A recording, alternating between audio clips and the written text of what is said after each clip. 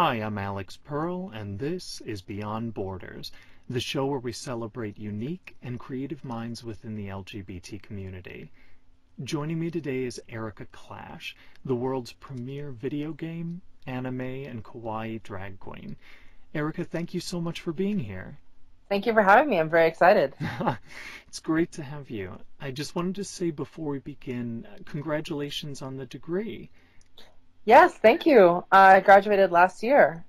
Yeah, So finally, and I'm finally starting to feel like I'm settling into my new life of being a non-student. very nice. So we're getting there. What was your major?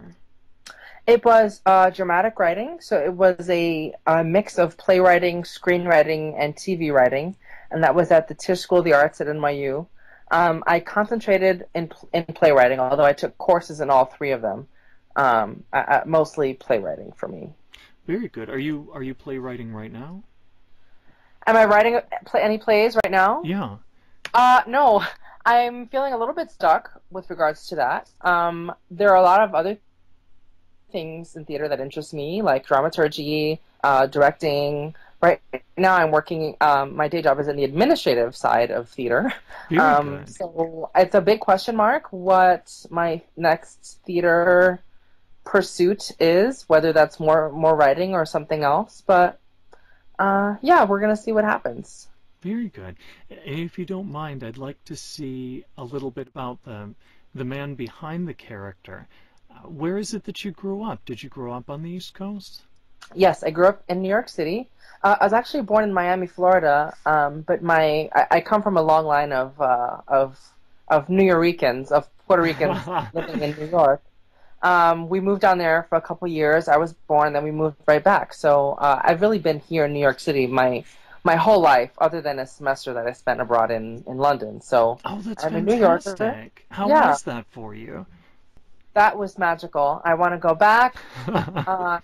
If my boyfriend ever gets a job out in Europe, I will be going with him. It really opened my eyes a lot, and I love Europe, and I love the UK. So that was really great experience. That is very cool. Are you still close with your family? Absolutely. I still live with my parents currently, but yeah, my sisters and my mom and I, so immediate family, we're all very close. Great. Tell me about how did they react first to you coming out and second to you coming out of the second closet of introducing them to the character. It was actually very sort of expected. My mom would tell me, and I remember doing this, I would wear these really long, they were long on me when I was 4 years old, but these really big t-shirts. Sort of looked like gowns on me, Hmm. and I would walk on my toes. So from a very young age, I think I had these very drag impulses, and yeah, and in sort of old-fashioned like Puerto Rican slang, you would call it the Christmas air. I always had the Christmas air, and so it was sort of obvious. I said, okay, well, we're not surprised, and they've been super supportive. Good, good. I'm glad to hear that your family really rallied around you, that you're still with them, and that this didn't change anything. Absolutely not. And you mentioned when we spoke previously that you sort of are a self-invented queen, that you did not rely on a drag mother. Tell me about what the first few years were like. The beginning of doing drag was very, because I was sort of building it from nothing. I didn't sometimes know where to start or what to do. Hmm.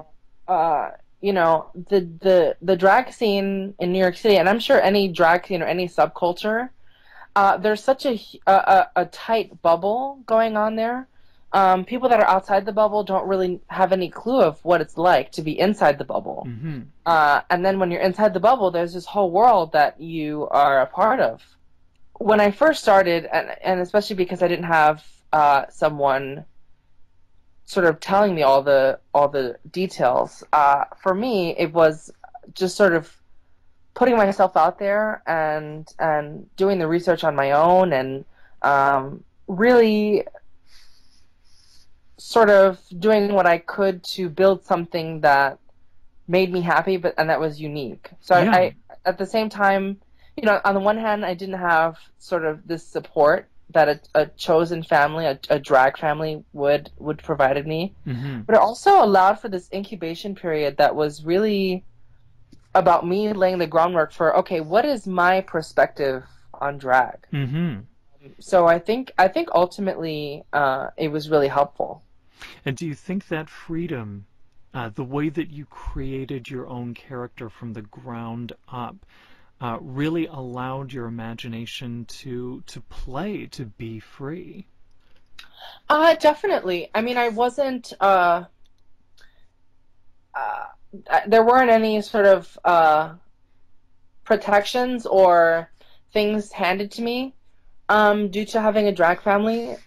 So I didn't have that sense of obligation to someone else.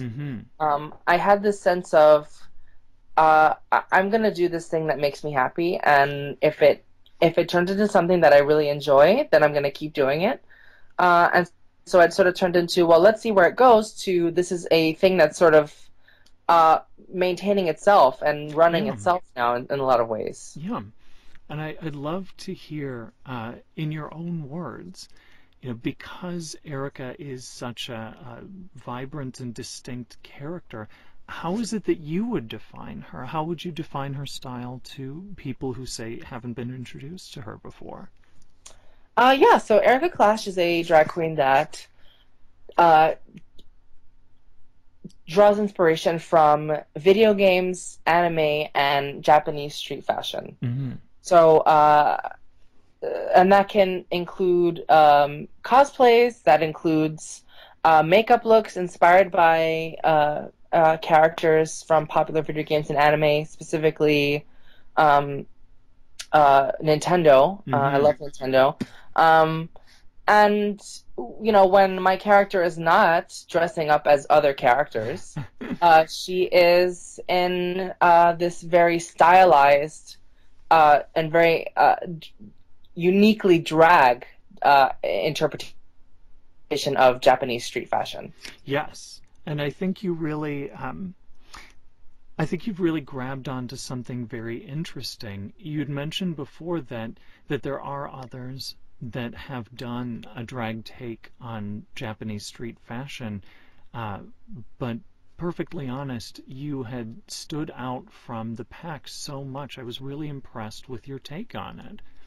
Oh, thank you very much. Yeah, I think a lot of queens do something that's sort of inspired by, and certain others do it really beautifully and really faithfully, and I love that. I love queens that do that. For example, Bijou Bentley is one really fabulous queen. Liz is another one. They're both involved in the Tumblr drag community, and they're really good friends of mine. But they do beautiful stuff. But for me, like, I really wanted to push it beyond sort of just inspired by, and really go for the heart of it. Exactly. Yeah, I could just go straight to the heart of it. So not necessarily copying, because I don't want to look exactly like a sort of a female person who's doing this sort of living doll thing. For me, it's how can I make this thing that I love incredibly faithful to the culture, but also very uniquely drag. Yeah. Which is sort of how my Lee Bowery, my Kawaii Bowery look came. Is that I wanted to take this concept and turn it into a tribute to a drag legend, really. Yeah, and you know, thank you for mentioning both the Kawaii Bowery look, which I'm going to have popping up right now so everybody can see, but also for tipping your hat to Lee Bowery, who is not often enough recognized. Well, I think that's the case with a lot of folks who are of that people want to call it old school, but I really think of it as sort of the classic, the classic drag.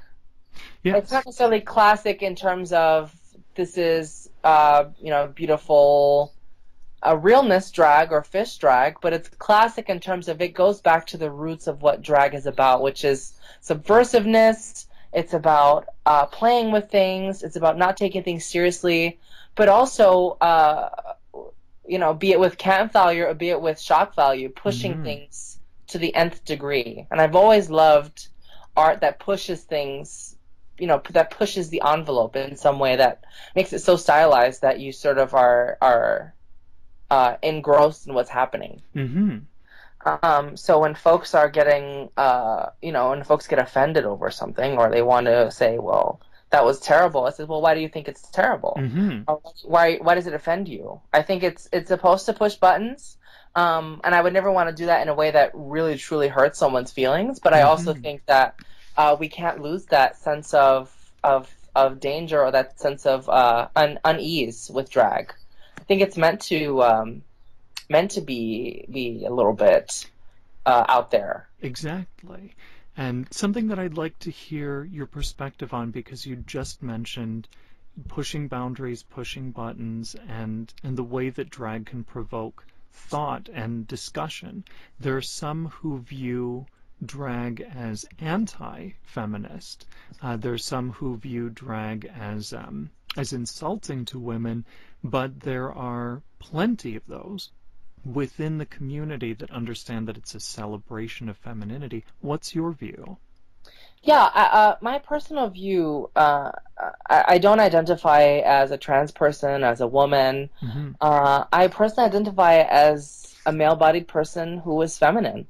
And for me, while I cannot understand what it is to deal with certain things that women go through, I know that in this world, femininity is very much under attack and under scrutiny. So I think if we can reclaim that and make that something beautiful, I think that's the most important thing for me. So I would never want to think of it as I'm going to make fun of women. Exactly. I think of it as I want to mock these sort of cultural norms that we have set up for women and for feminine people. That's to me is the most interesting thing.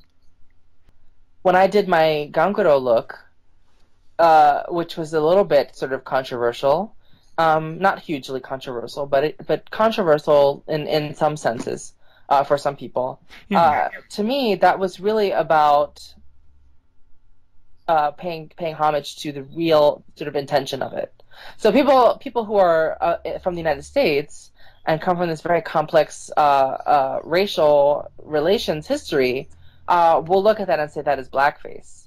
But without understanding, right, when you build a little bit more understanding, you understand that it's about claiming tan skin as beautiful. And that was really the important thing for me. I did a couple months prior, I had done a porcelain doll look. Exactly, and those looks got a lot of attention. And that is about idealizing or romanticizing pale skin.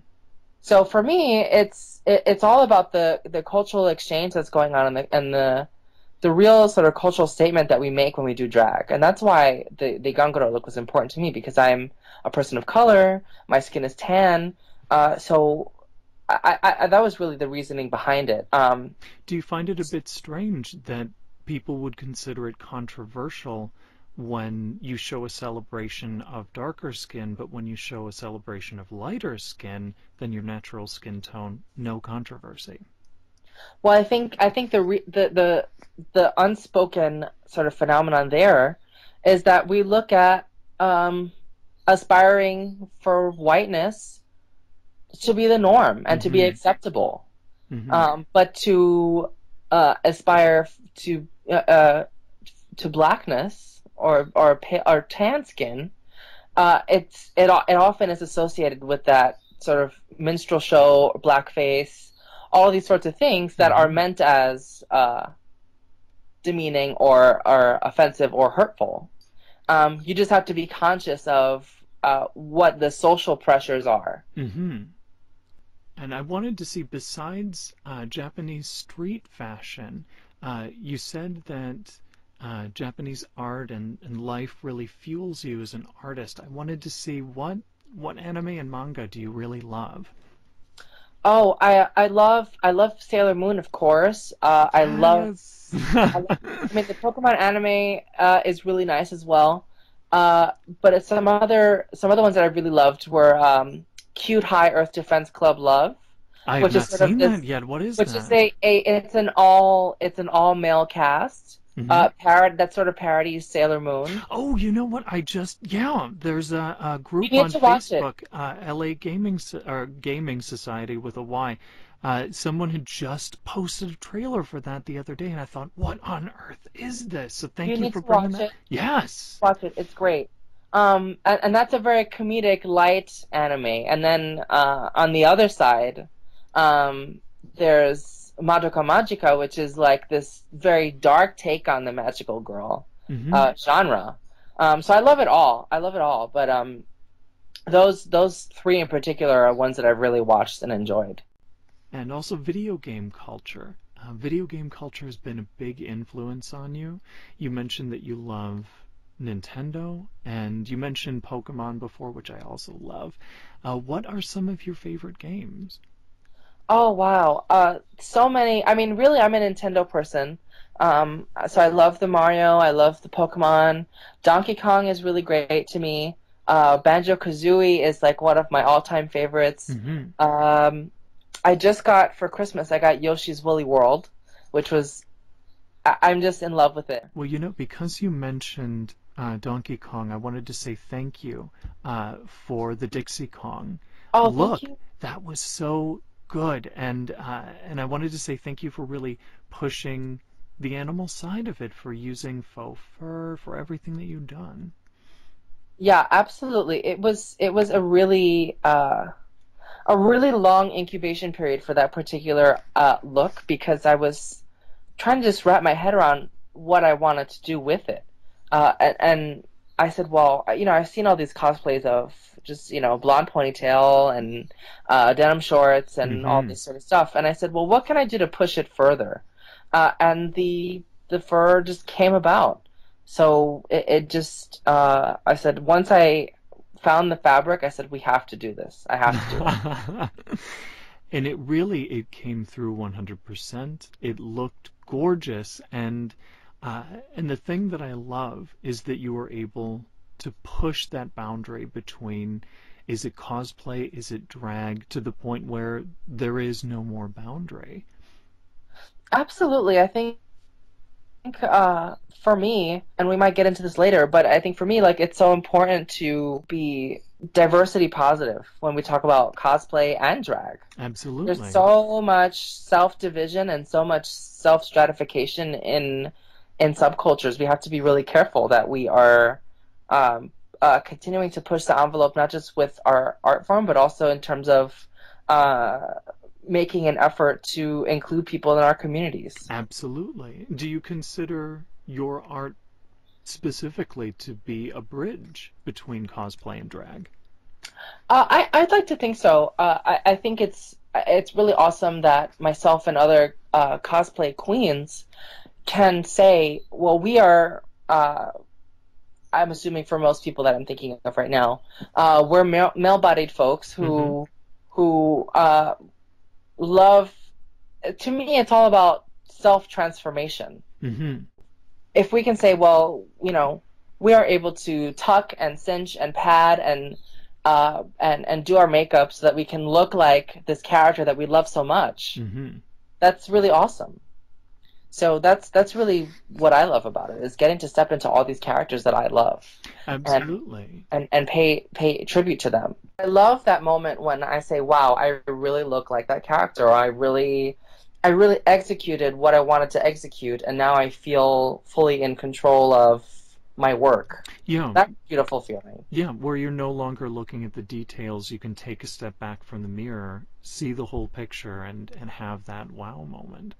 And let other people enjoy it then. Yeah. And you mentioned when we spoke earlier, Terra Grenade, Crimson Kitty, Aja, even just earlier in this conversation, Liz, Bijou Bentley, Yeah. and Serenity Lockhart. I wanted to Yes. see Could you talk about some of these people that you know and respect, and other queens that you're very interested in? Yeah, Serenity Lockhart is fabulous. Everybody should look her up. She is also a cosplay queen. She's done some amazing looks. She does a little bit of a wider range of cosplays. I do specifically video game and anime, and I also do the makeup looks. She does full cosplays. She did a Jack Skellington for Halloween, and she's out in the Massachusetts scene. I got to actually work with them back in August. They drove me out there to do a little show. Very nice. Yeah, so that was really fun. But look up her whole drag family too. Alice Lockhart Midnight, Titania Loveless Lockhart, and a couple of other ladies that are in that family. Asha's great. She loves the Japanese culture, the Japanese street fashion, like myself. But she also is a seamstress in her own right, and she makes all her own costumes, and she really blends that with sort of beautiful classic drag, which I love. Is that she and she's a great performer, so please look her up. Bijou Bentley, Liz, Crimson Kitty is one of my good friends here in the New York City drag scene. She's a female-bodied drag queen, and she is lovely, and she also comes from a burlesque background. So she, like a lot of lady queens, brings a really unique perspective on drag, which I love, and I think it's important to acknowledge and appreciate. But she's one of the ambassadors, along with myself and a couple of other New York City folks, for the Austin International Drag Festival. Very nice. I wanted to say, before we move on, do you feel as though Crimson Kitty's background in the burlesque scene gave her a good leg up in the world of drag, burlesque being a celebration of femininity and drag being as well? Yeah, I definitely think that with burlesque there are similarities, but there are differences as well, of course. I think doing burlesque, having a burlesque background and then going into drag, I do think it gives someone a unique perspective on drag, because burlesque is all about, at least the burlesque that I've seen, it's about body positivity. It's about really conceiving a number. It's not just lip syncing to a pop song. It's an act. I mean, Crimson calls her numbers, she calls them acts. And I love that because it really speaks to her perspective when she's putting her numbers together, of how she's able to like do all these props and changes, and so I think it's really awesome, and I think just as much as we need to accept female drag queens in the drag scene, we also need to know that they sometimes can have a unique perspective, and that perspective is as valid as any other form of drag, and it's okay to have a unique perspective. Yes, and actually you walked right into the second part of the question beautifully. I was going to see what your perspectives were on bio queens, on trans queens, even on straight queens. Same with trans queens. I mean, trans queens have a unique perspective on drag, and why is it that we don't, why is it that we don't accept that as much? And personal taste or personal things that give you life aside, I think there's lots of really exciting perspective there that should and could be honored. Do you feel as though the community should be more welcoming than it has been in the past to trans queens, straight queens, bio queens? Yeah, absolutely. I mean, the thing is, again, with these subcultures, we have this impulse to self-stratify. And if we sense that someone is not in the in crowd, we want to stratify them, because the other side of stratifying someone is sort of uplifting yourself. And so that impulse, we constantly have to fight that. When we feel insecure about ourselves, or we feel that impulse to sort of hate on someone, we have to stop ourselves and say, well, why am I doing that? And so I think that's a big part of it, is that we all have to uplift each other, because that you have to remember that their being awesome doesn't take away from you being awesome. Absolutely. And that's a hard thing to learn or to train yourself to think. Mm-hmm. That whole idea of celebration, of inclusion, does seem to be a running theme for you, so thank you for keeping that up.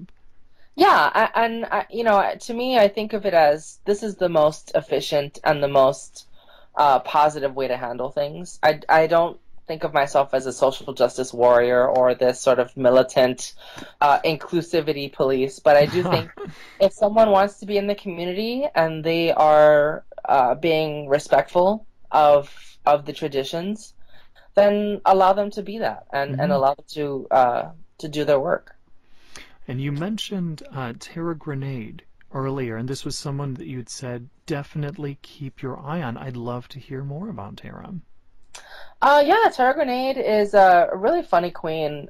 She has some weekly shows here in the city, and she was one of the queens that sort of helped me a little bit as I was coming up, gave me a little advice and that sort of stuff. And I've worked with her quite a bit, so she's really great.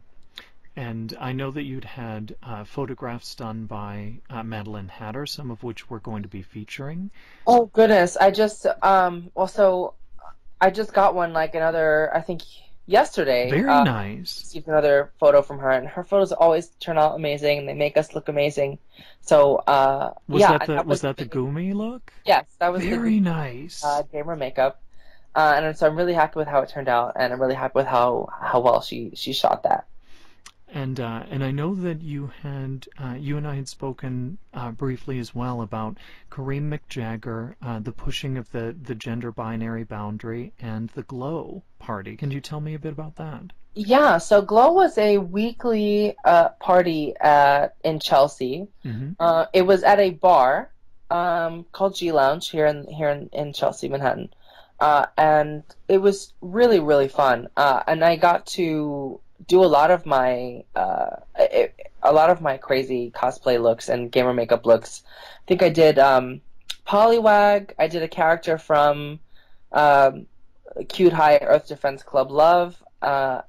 So it was a really fun party, and Kareem was great.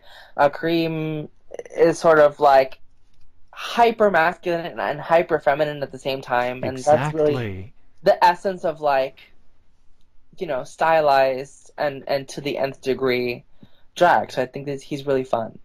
Yeah, I've very much enjoyed watching him, you know, not just walk the line in between genders, but pick up that line and throw it around.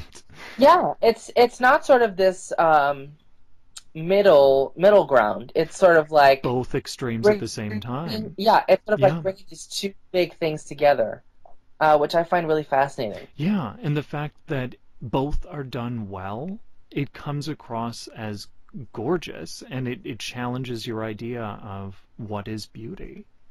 Yeah, absolutely. I mean, like his abs, and then like, you know, this beautiful wig. It's like it all comes together to be something really fabulous. Exactly.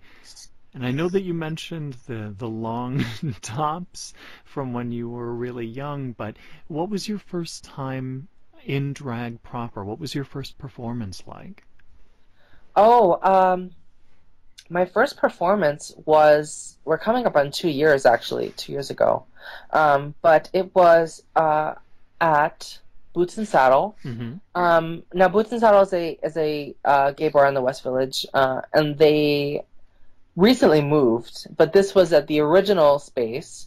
So it was sort of still more of a hole in the wall. And it was for this Tuesday night competition. And I had wanted to really, you know, I'd wanted to perform for a while. I had done drag maybe 3 times before then. And yeah, it was a very surreal experience. I did Poison Ivy.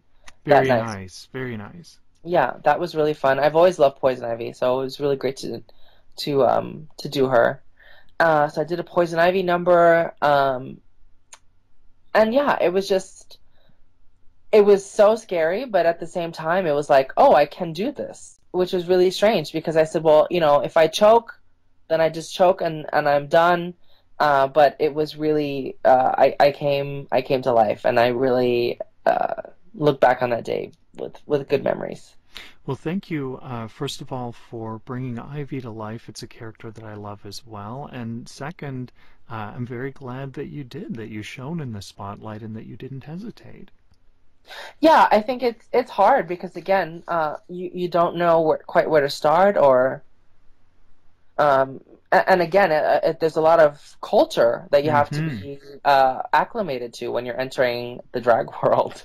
There's a lot that goes on backstage, or just generally in the community. So, yeah, it's a bit of a culture shock sometimes when you're first starting out. Well, and you just touched on something that is very interesting and that is very important to hear about. What people see from the outside, a lot of the glamour, the completed looks, the performances, sometimes they miss what it can feel like behind the scenes. I know that I've had some rocky relationships. I know that you probably have as well. Have there been other queens that have pushed back against you? None so badly that I felt really, really attacked or really, really sort of cast away or cast out. Oh, good. But there have been folks that have pushed back, or that have not really been super supportive. The great thing about drag is that even if people don't particularly care for what you do, there still can be a space for you if you work hard and you develop your craft, and if you exhibit professionalism. I think it's hard for someone to be a hater if you've been nothing but nice to them, and if you just continue to respect them and they respect you. So I think sometimes that can be discouraging, but you just have to not personalize that, and understand that, again, it's those impulses of people wanting to exhibit control or exert control over other people, and you just have to do what you love and keep a positive attitude, and the positive things will attract themselves to you. Absolutely. And you mentioned that at first that it was difficult to find that look, to get into the swing of things, but you've managed to develop a really distinct style and character with time. What has the evolution of Erika been like? Yeah, and it's been a difficult road at points, because as you sort of define things, you're also building different skills, or your skills are developing. So you're trying to find different applications or different avenues to take this one specific thing that you want to do. And that's sort of the challenge of someone like myself, who has a very specific character. Yeah. Is that you want to switch it up, but you also want to do what you want to do. Yeah. So that's a hard balance to strike. And so I think that's been a lot of the difficulty is learning how to be adaptable, and learning how to channel my impulses into different avenues that are ultimately hopefully effective. So yeah, it's been a bit of a push and pull between how pretty do I want to be, how clowny do I want to be, how much do I want to push this envelope today. Yeah, well, that's actually really interesting that you would speak about that, and in those specific words, because from the outside, it's always very impressive watching your work and the range of your work, but that's exactly the kind of thing that people don't usually see from the outside, is that struggle you just mentioned. Yeah, I think that's a hard thing. But again, our whole job is about creating an illusion. So when you're on stage, you can't carry that stuff with you. You have to keep working and keep things developing if you want to really make this something serious. Exactly. What have been some of your favorite looks that you've crafted so far? I love the Lee Bowery look. I really have loved and enjoyed doing my gamer makeup looks. Specifically, Fanto from Mario Brothers 2. That was a really fun one for me to do. Yeah. I really enjoyed that.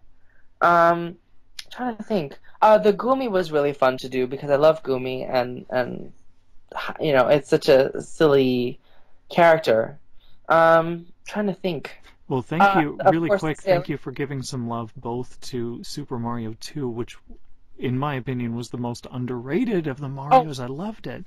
Oh, absolutely. It's that one, and I think Mario Sunshine are two of the more underrated games. But I love that they sort of subverted expectations in a lot of. Yes, the fact that, hey, this is the first game that you get to play as the princess. Well, that's an awesome thing too. I think they deviated from the formula a lot, but that's not a bad thing. And I found that a lot of games have done that in their second sort of iteration because they're still sort of developing a formula. Yeah. And that's really fascinating to see the writers. They're not necessarily writers, but you know what I mean. The game developers, Exactly. The content producers, to see how their creative process flows. That's really fascinating to me. And you just mentioned Sailor Moon. Thank you for your Ray look. And what else? Do you have any plans to do any other Sailor Moon looks, or is it something that you loved and you've moved past from? Well, I've done Sailor Neptune, I've done Sailor Mars, and this past weekend I did Sailor Moon. Now I've done Sailor Moon in the past, but I sort of revamped it quite a bit. It's gone through a bit of an overhaul because when I first did Sailor Moon, I was maybe just a couple months into drag. So that's one of the things I want to do is, as my skills build, I want to sort of revamp or redo my sort of older ones. And breathe new life into them with better makeup, better costumes, a better sense of my shape in drag. So I'm probably going to be releasing that photo tomorrow. Good. And do you create your outfits yourself? Do you sew? I have sewn things before, but I don't know if I'm not a particularly crafty person in that sense. So I would love to, at some point, start sewing my own things, but it requires a lot of time. Yes. So I don't know, and it's not that I don't have time, because I always believe if you want to make time for something, you will. But it's sort of been, I just sort of don't enjoy it as much. But I do think I would definitely want to learn how to do it a little bit more. But as of right now, I have a really fabulous person that sews for me, and very good. Who is it that you're working with? Her name is Whitney Newman, and she also does drag as Pierretta Victory. Very nice. So she's also she's a female-bodied person, gender non-binary in how she identifies, and she does female illusion drag.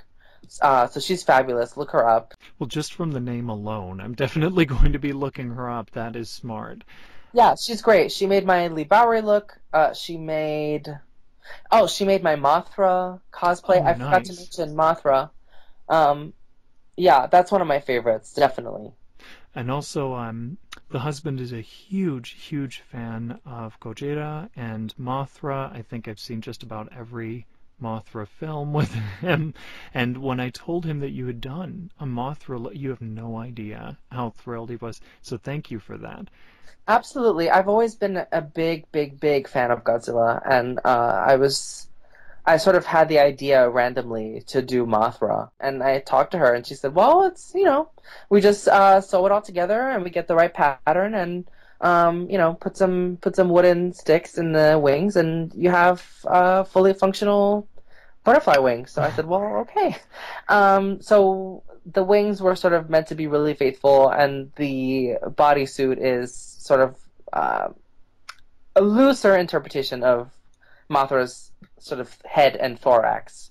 And again, the makeup is sort of a stylized version of that with these big blue glitter eyes. That are meant to sort of be her big shiny glitter eyes, or big blue eyes that she has. And you've already tackled all of these ambitious looks, but there are still dream projects for the future. Absolutely, absolutely. I've heard you mention the Bomberman idea. Uh, Aside from Bomberman, what are some of the ideas that you're kicking around right now? Yeah, so I announced the Bomberman I think maybe like 2 weeks ago or something like that. Mm-hmm. So that's in the works. I have another entry into my Japanese street fashion or Japanese culture series that I'm gonna be that I've already sort of teased a little bit, but sort of I'm keeping it a little bit under wraps. But I'm very, very excited to be working on that. Good. Queen Nehelenia from Sailor Moon is one of my dream looks. Oh, I'd love to do Bowser. I'd love to do, nice. I'd love to redo my Princess Zelda as well. You know, I'd seen the link, but I did not see the Zelda. How was it? That I've since taken down because I'm not. It was a long time ago, and the dress has sort of fallen apart. It was my first time making my own dress, and it was sort of hot glued and so the dress fell apart. But yeah, so hoping to redo that soon. I know that that you mentioned that you've done appearances at cons, and I was able to see the Lady Link at a con, the set of pictures, the interview. I wanted to see, how has the experience been when you attend cons, and do you intend to do more in the future? Yeah, I actually was booked for FlameCon, which is New York City's queer Comic Con. Very nice.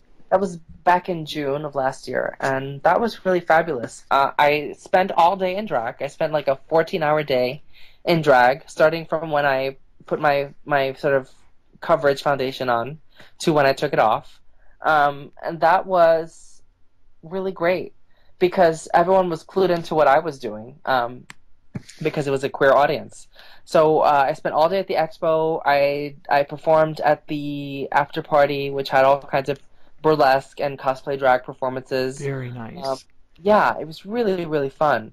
So and I'm probably going to do it again next year. I don't know exactly when it is, but I have to, now that it's the new year, I have to get looking on that. Had you ever considered coming out to do Gamer X or BentCon, DragCon, anything like that? Yes, I would love to be at all of those things. The only issue is that I don't have management that can sort of get my name into someone's office or anything like that. So I really depend on fans and supporters, like saying, book this person here, book this person there. Social media has been very helpful. The drag festival in Texas has been helpful as well. Good. So I'd love to do DragCon. I would love to do Gamer X. It's just a matter of them knowing who I am and them wanting to have me out, getting time off of work as well. Which wouldn't be too hard theoretically. It would just be a matter of getting all the stuff arranged. So if anyone listening knows anything about Gamer X or FlameCon, Alex, I think you should just post this to their Facebook page. Oh yes, this is the point where alert. Oh yes, I would love that. And I'm going to break the fourth wall. All of you in the audience who have subscribed to the pages for BentCon, for GamerX, I want you to go out and advocate. If you like what you see, and I'm certain that you will, if you like what you hear, direct these people towards Erika. Yes, please do, you guys. It would be really appreciative, and I love working in the drag scene. With people who aren't contextually or who don't have context to what I'm doing sometimes. Yeah. But the real fun is also when I'm meeting my core audience or my target audience, which is gay geeks. So yes. I'm for that. And your style being that bold mix of gay and geek, which there are few of us, but we're becoming more of a vocal minority. What have the reactions been like from each side, both from the drag side seeing your nerd bent and the nerd side seeing the drag bent? I think it's been great. uh, what I always try to focus on is adaptability. Um, and I find that, on both sides, being adaptable is really helpful because in drag, um, they see the nerdy style and they say, "Oh, well, that's unique and different, and that's exciting." Um, we have there's a space for you here. Um, so I have a unique perspective on drag, which helps a lot. When it comes to the cosplay world, um, I sort of think of it as I'm doing all this to transform, and I'm really because I've imposed drag standards on my cosplay work, I am able to really, really sell that image as much as I can of a cartoon. Mm-hmm. I'm cinched, I'm padded, I'm doing all of these things that really push the look forward. So I think the standards in both communities sort of help me to be overall a stronger transformation artist, if that makes sense. It does, actually, and I'm glad to hear you say that. For a lot of us who are gay geeks, for a long time we may have felt as though we had no voice, or we may have hesitated to speak up. So to see someone who is in the limelight and who is showing both colors simultaneously, it really is a wonderful thing. Oh, I'm so glad that you feel that way, and definitely, I think just like with the drag world, we can get in the cosplay world, we can get a little bit picky about, oh well, this character is white but you're black, or this character is Asian and you're black, or different kinds of things, and so especially being not the norm, or not someone who is like a lot of the characters that he cosplays as. I think it's a really important message to send forth. Thank you again for it. I wanted to see, when you mentioned the Austin Festival, I know that you touched on it just briefly, but I wanted to hear a bit more about it. How did it treat you? How did you like it? What was it? It was really great. Last year we had some really amazing drag headliners, both drag race queens and non-drag race queens. We had drag kings, we had lady queens. It really was right off the bat such an inclusive and positive environment for all forms of drag. So good. It felt really good to be someone who was representing my style in this sort of international drag stage.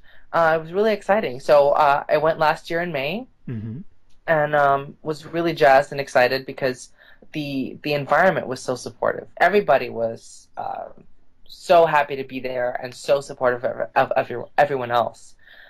So this past summer, as I was sort of thinking about next year's festival, which is going to be happening late April, the last weekend in April, I signed on to become one of the ambassadors of Goodwill. And myself and the 4 other ambassadors, we are sort of holding dominion over the New York City area, which would include the Manhattan scene, the Brooklyn scene, as well as New Jersey. So we have 24, I believe, performers representing the New York area, and we are helping promote the festival and do whatever we can in terms of fundraising. Who is the rest of the team, and how would people go about finding you, to donating, to building interest? Yeah, so we actually have a GoFundMe set up, and you can find that on my official page. There'll be a call to action to watch our fundraising video, so you can look that up. Great. Yeah, and so the 4 ambassadors of Goodwill, it's myself, Crimson Kitty, Goldie Peacock, who is a drag king, Christopher, who is an amazing Brooklyn drag queen and wig maker, and Jisabella. So those are the 5, and we are, again, working to promote and to fundraise and all that sort of stuff. And you can find, I'm sure on the website, a listing of all the performers. If you just Control F, you'll see everybody from the New York area who's slated to perform. But we have a really wide range of folks. We have drag kings, drag queens, of course, lady queens, a wide range of folks representing New York. As soon as you have the video up and running, I'd love to post a link here, and I will update the information for this video so that there is a link. What are some other projects and performances upcoming that you're really excited about? Well, Austin is in May, or late April, early May. I have a monthly show in Astoria at Albatross Bar that I do. Maybe Chicago, maybe something out in Europe if I can get that. I'm going to be going to Europe in like May of next year or June of next year. So and I have some contacts in London and Berlin. So great. I would love to do something out there. But yeah, I'd say the best way to keep in touch with my shows and such would be my Facebook page. Where are the other besides Facebook, Instagram, Tumblr, things like that for bookings, how would everybody be able to stay in contact with you and follow you? Yeah, so for any bookings, you can email me at erikaklash@gmail.com. That's Erika with a K, Klash with a K. And you feel free to post the email in the link or description or however you want to do it. Absolutely. That's the best way to get in contact with me, that or Facebook. But I check everything pretty regularly, so feel free to reach out. Great. And I am going to post a link to the Instagram page, to the Facebook fan page, because I know room is getting limited on the main page for you. Yeah, I'm actually running out of space for a friend, actually. That's a great problem. That's a great problem to have. It's a problem. I'll have to clean it up a little bit.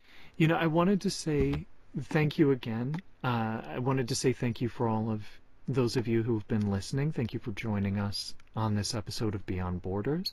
And thank you once again to our guest, Erika Klash. Thank you so much. You're welcome. And please subscribe, like, and pass along news of the show.